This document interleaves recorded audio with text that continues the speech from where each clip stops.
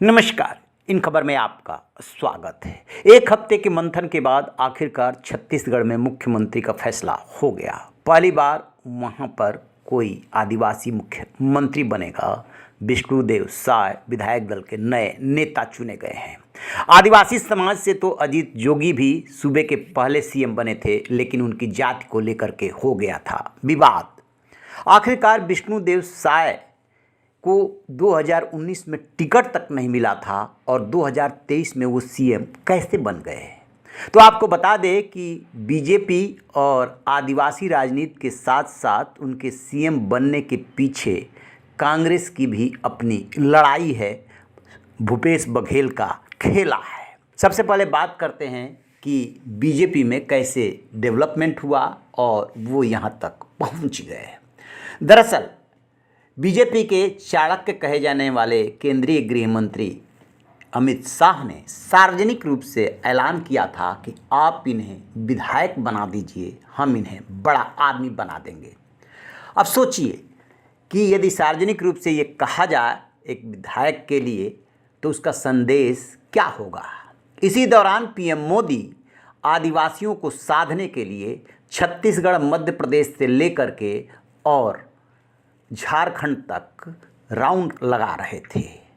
आदिवासी दिवस भगवान बिरसा मुंडा के जयंती को घोषित करके वो आदिवासियों को साधने में जुटे थे और बीजेपी का ये फार्मूला कर गया काम। पिछली बार यानी 2018 के चुनाव में सरगुजा संभाग की 14 सीटें कांग्रेस की झोली में गई थी और बीजेपी की हार का सबसे बड़ा कारण बना था। इस बार 14 सीटें आ गई हैं बीजेपी की झोली में।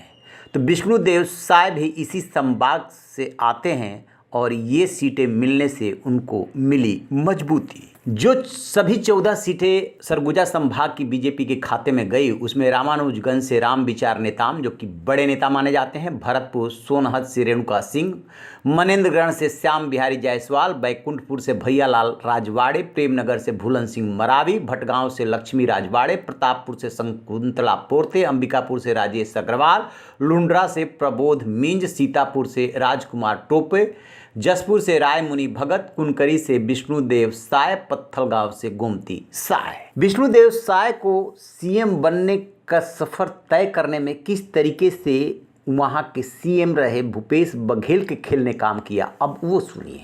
दरअसल चुनाव से ऐन पहले टीएस सिंहदेव जो कि टीएस बाबा कहे जाते हैं, अंबिकापुर के राजा भी कहे जाते हैं, उनको उप मुख्यमंत्री बनाया गया। भूपेश बघेल को ये अच्छा नहीं लगा क्योंकि केंद्रीय नेतृत्व ने वायदा किया था 2.5 साल का। दोनों साथ में ही राजनीति किया करते थे। टीएस सिंहदेव काफ़ी सीनियर है। तय हुआ था कि 2.5 साल भूपेश बघेल मुख्यमंत्री रहेंगे और 2.5 साल टीएस सिंहदेव। सार्वजनिक रूप से ये कभी नहीं कहा गया, लेकिन समझौता यही था। लेकिन भूपेश बघेल ने सीएम की कुर्सी नहीं छोड़ी। केंद्रीय नेतृत्व ने चुनाव से पहले टीएस सिंहदेव को डिप्टी चीफ मिनिस्टर बना दिया, लेकिन भूपेश बघेल समझ रहे थे कि यदि वो फिर से सत्ता में आते हैं, और वो तो मान के चल रहे थे कि कांग्रेस आ ही रही है, लिहाजा टीएस सिंहदेव रूपी कांटे को हमेशा हमेशा के लिए खत्म करना होगा। और उसी रणनीति के तहत अंबिकापुर से एक मुस्लिम कैंडिडेट को लड़ा करके उसको फंडिंग की गई।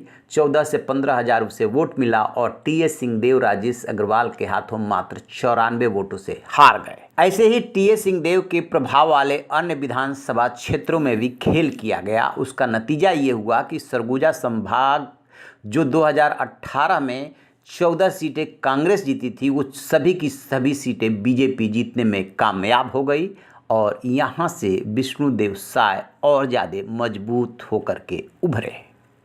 विष्णुदेव साय के राजनीतिक करियर की बात करें तो 1989 में वो ग्राम पंचायत बगिया के पंच बने, 1990 में सरपंच बने, 1990 से 98 तक तपकरा से विधायक रहे जो जसपुर में पड़ता है। 1999 में पहली बार लोकसभा चुनाव लड़े, उसके बाद वो जीतते रहे। 4 बार रायगढ़ से वो सांसद बने। 2019 में चूँकि चुनाव हार गई थी बीजेपी छत्तीसगढ़ का, इसलिए किसी भी सांसद को टिकट नहीं दिया गया, इन्हें भी टिकट नहीं मिला, यानी कि 2019 में इन्हें चुनाव लड़ने लायक माना ही नहीं गया। और 2023 में भूपेश बघेल के खेल ने उन्हें बना दिया सीएम। ये बात अलग है कि जब भी कोई फैसला होता है उसके पीछे कई फैक्टर्स काम करते हैं। जैसे 33% आदिवासी रहते हैं छत्तीसगढ़ में, आसपास के राज्यों में भी, यानी कि राजस्थान, मध्य प्रदेश, झारखंड में भी आदिवासी हैं, लिहाजा वो सबसे बड़ा समीकरण है। लेकिन भूपेश बघेल के खेल ने भी विष्णुदेव के रास्ते को, सफ़र को आसान किया है। रहिए बेखबर, देखते रहिए इन खबर। Thank you.